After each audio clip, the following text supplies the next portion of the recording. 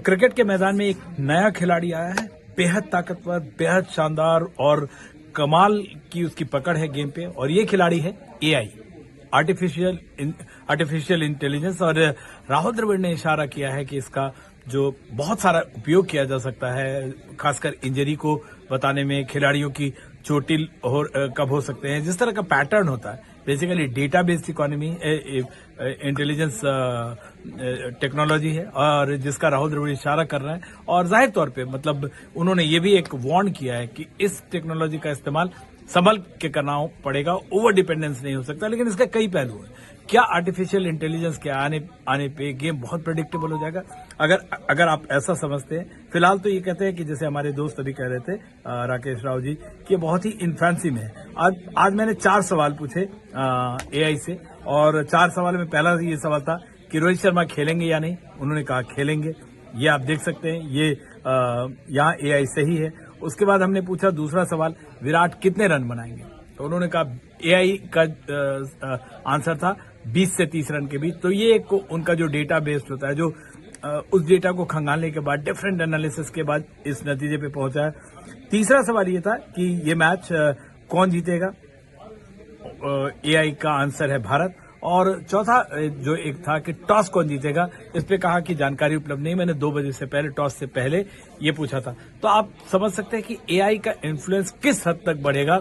और इनफैक्ट इतनी disruptive technology है कि इसका प्लस और माइनस दोनों तरह के जो इस्तेमाल है, न सिर्फ क्रिकेट में, मेडिकल के फील्ड में, हर फील्ड में हम जितने कुछ काम करते हैं। आज से 20-25 साल पहले कुछ ऐसी ही जो आशंका और संदेह था कंप्यूटर को भारत में आने को, कंप्यूटर के इस्तेमाल पर था। लेकिन अब कंप्यूटर के बिना कोई काम हो सकता है, ये सोचना भी मुमकिन नहीं है। और दूसरी बात, उसी तरह से जो एआई टेक्नोलॉजी है, उसका खेलों में कैसा इस्तेमाल होगा, न सिर्फ क्रिकेट में, बाकी सारे खेलों में भी कई सारे खेल हैं। जैसे हॉकी में आप देखिए, यो टेस्ट होता है, मशीन पे बेस्ड है, डेटा बेस्ड आपका एनालिसिस होता है। आपको पता चल जाता है ये खिलाड़ी कितनी देर मैदान में सस्टेन कर सकता है। उसके हिसाब से जो कोच है सब्स्टिट्यूट तैयार करते हैं। लेकिन एक जो बड़ी बात है कि क्या एआई, जैसे कि उन्होंने कहा कि राहुल द्रविड़ ने, कि एआई ये बताने में सक्षम होगा कि आपको कितनी इंजरी हो सकती है, कब हो सकती है। बहुत सारे उसके डेटा एनालिसिस है कि आप क्या खाते हैं, कब बीमार पड़ते हैं, कितना वेट है। इस सब के आधार पे तो आमतौर पे डॉक्टर भी बताते हैं आपका पुराने डेटा के आधार पे। लेकिन एआई उसकी जो सिंथेसिस है डेटा की, बहुत फास्ट, बहुत ज्यादा डेटा के साथ। तो मेडिकल फील्ड में भी जो इसका इस्तेमाल है, और बहुत पॉजिटिव्स भी हैं इसके, लेकिन इसके कई सारे नेगेटिव्स हो सकते हैं। और उसके लिए राहुल द्रविड़ ने वार्न किया है कि आप केवल एआई, कंप्यूटर, इस पे बेस होके नहीं कर सकते। लेकिन इन सबसे बड़ा मेरा मानना है कि जो ह्यूमन माइंड है, इससे बड़ा एआई हो नहीं सकता है। कितने भी आप आगे पहुंचेंगे, एक ह्यूमन, भगवान ने जैसा आपको बनाया है, हम बहुत कम इस्तेमाल कर पाते हैं।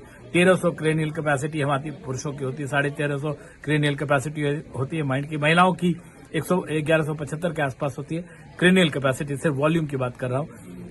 ये हम पूरा इस्तेमाल भी नहीं होता है। कोई ऐसा डेटा नहीं है, लेकिन कई बार लोग कहते हैं कि 1-2% आप अपने माइंड का इस्तेमाल कर पाते हैं। तो प्रॉपर माइंड का आप यूज नहीं करते हैं। और इस्तेमाल करना क्यों इंपॉर्टेंट है? अगर आप आइंस्टीन को देखें, theory of relativity, E=mc², quantum physics, gravity पे उनका जो है, आइंस्टीन से बड़ा नाम कौन सा हो सकता है? और हम लोग जितना जानते हैं, लेकिन आइंस्टीन का जो IQ था वो 160 बताया जाता है। मैरिलिन मनरो के जो रिपोर्टेड IQ है वो 168 बताई जाती है।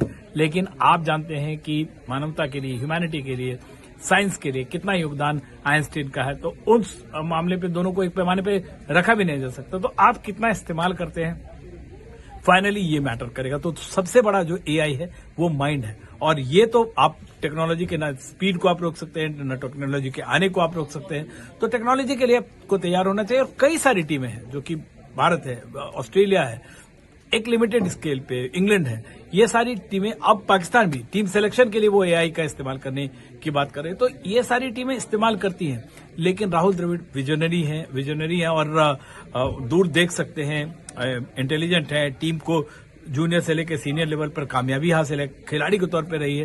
तो वो कह रहे हैं कि टेक्नोलॉजी का इस्तेमाल करना पड़ेगा, कई सारे जगहों पे शायद ज्यादा करना पड़ेगा, लेकिन कई जगह हम ओवर डिपेंडेंट नहीं हो सकते।